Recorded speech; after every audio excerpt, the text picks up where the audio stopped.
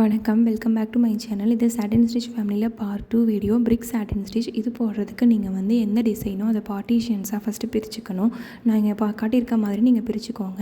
அடுத்ததாக நீங்கள் first start எங்கே பண்ணுறீங்களோ அதுலேருந்து ஃபஸ்ட் லைன், அந்த ஃபஸ்ட் லைனில் ஒரு ஸ்ட்ரைட் ஸ்டிச் போட்டுக்கோங்க.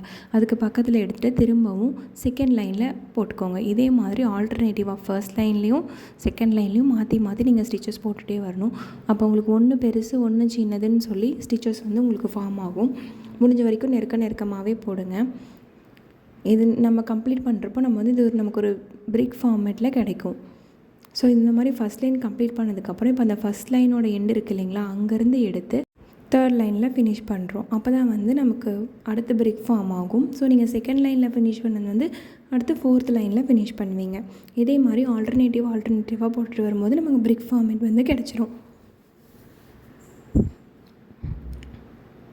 ஸோ இந்த மாதிரி தான் உங்களுக்கு ஃபார்ம் ஆகும்.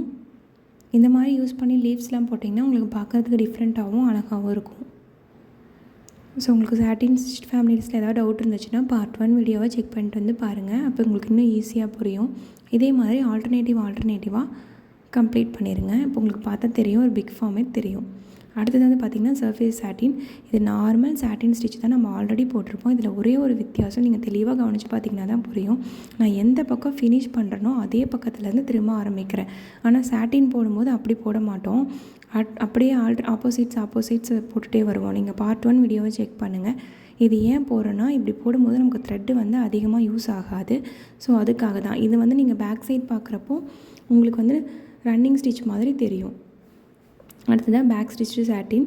இது நார்மல் சாட்டினே தான். ஃபஸ்ட்டு சாட்டின் போட்டு ஃபில் பண்ணிக்கோங்க. அடுத்தது நம்ம பேக் ஸ்டிச்சை வந்து இதில் இன்க்ளூட் பண்ண போகிறோம். ஸோ நம்ம எப்படி பேக் ஸ்டிச் போடுவோமோ அதே மாதிரி இந்த சாட்டினோட எண்டில் சென்டரில் வந்து நீங்கள் பேக் ஸ்டிச் போட்டுட்டு வந்துடுங்க. ஸோ இதோட லுக் இப்படி தான் இருக்கும். அடுத்ததான் டபுள் சாட்டின்னா ஒன்றும் இல்லை, நார்மல் சாட்டின் ஸ்டிச்லேயே வந்து நம்ம டபுள் கலரில் யூஸ் பண்ணுவோம். அதுதான் நமக்கு டபுள் சாட்டின்னு சொல்லுவோம். ஓகே, இந்த மாதிரி ஃபினிஷ் பண்ணிக்கோங்க. இப்போ நெக்ஸ்ட்டு சைடில் இருக்கிற லீஃப்க்கு வந்து நான் இன்னொரு கலர் யூஸ் பண்ணுறேன். ஸோ இதே மாதிரி வீடியோஸ் இன்னும் நீங்கள் நிறையா பார்க்குறதுக்கு சேனலை சப்ஸ்கிரைப் பண்ணுங்கள், லைக் பண்ணுங்கள். நம்ம சேனலில் ஆல்ரெடி வந்து straight stitch back stitch families பற்றிலாம் போட்டிருக்கோம். மறக்காமல் செக் பண்ணி பாருங்கள். உங்களுக்கு ஏதாவது டவுட்ஸ் இருந்துச்சுன்னா கமெண்ட் பண்ணுங்கள். அடுத்ததாக ட்ரைலிங் ஸ்டிச் அப்படின்னா நம்ம எப்படி ஆரி ஒர்க்கில் வந்து பைப்பிங் த்ரெட் வச்சு நம்ம அதுக்கு மேலே வந்து ஸ்டிச் போடுவோமோ ஒரு எம்போஸ் டிசைன், அதே மாதிரி தான் இங்கே வந்து பைப்பிங் த்ரெட்டுக்கு பதிலாக நான் வந்து இதுவே யூஸ் பண்ணியிருக்கேன். நம்ம நார்மலாக எடுக்கிற அந்த எம்ப்ராய்டரி ஃப்ளோஸே வச்சு ஒரு 2லேருந்து 3 த்ரெட்டை வந்து நாட் போட்டு வச்சுருக்கேன். அதில் வந்து நம்ம அப்படியே சாட்டின் வந்து ஃபில் பண்ணுறோம். அவ்வளோதான். ஸோ நீங்கள் அது மேலே வந்து அப்படியே சாட்டின் ஸ்டிச் போட்டுகிட்டே வரணும்.